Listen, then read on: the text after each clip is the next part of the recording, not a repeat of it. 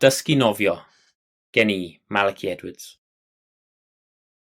Bachgen anturus iawn oedd Watkin, yn 10 mlwydd oed ac yn dwlu gwneud pob math o weithgareddau.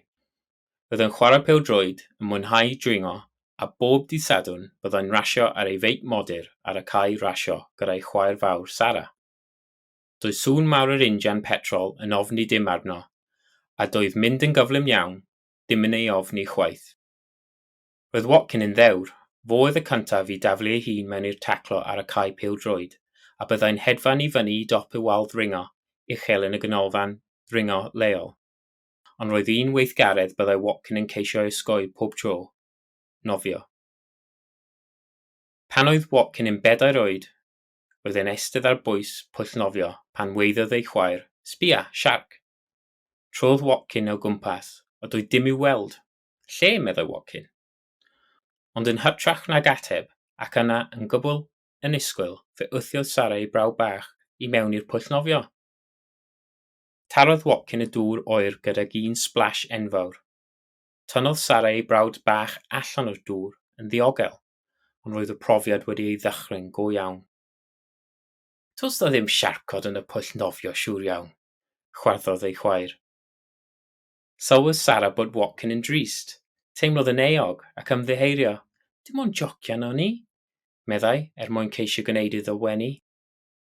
Teimlo'n chwythig aeth Watkin yn goch fel crys pêl-droed Cymru. Roedd o wedi dychryn gymaint fel bod e wedi addo ei hun a fyddai o fyth yn mynd i mewn i bwll nofio eto.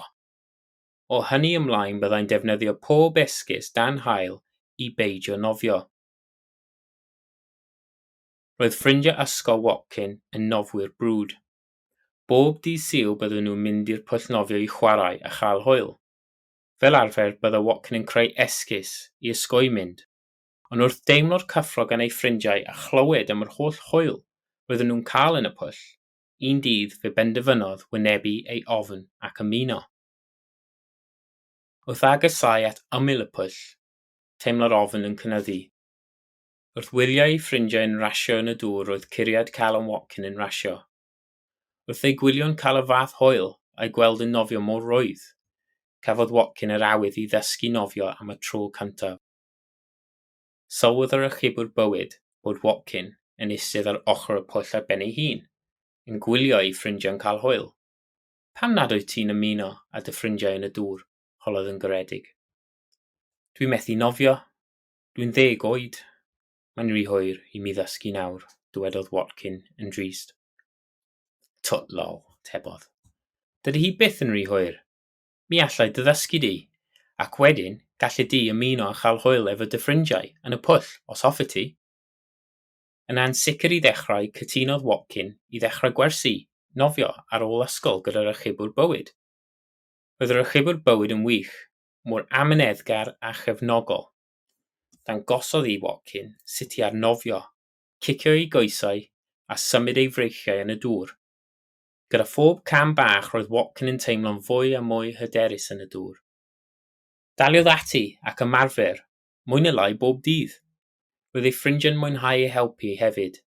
Yn araf deg, diflannodd ei ofn, a dechreuodd fwynhau ei amser yn y pwll gan edrych ymlaen at y gwersi. Un ddiwrnod braf yn ystod y Gwanwyn, teimlodd Watkin yr awydd i wthio gyda'i goesau a nofio yn rydd ac yn rwydd trwy'r pwll. Roedd gwên fawr ar ei wyneb wrth i'w athro a'i ffrindiau glapio a'i annog ymlaen. Roedd Watkin yn gallu ac yn mwynhau nofio ac wedi gadael fynd ar ei ofn o'r dŵr. Roedd goresgyn ei ofn yn dipyn o gamp ac roedd dysgu ei bod hi byth yn rhy hwyr i ddysgu sgil newydd yn wers bwysig arall. Wrth sefyll ar ochr y pwll yn llawn hyder, plymiodd i'r dŵr gan feddwl pa sgiliau eraill yr hoffai ddysgu. Beth nesaf, tybed?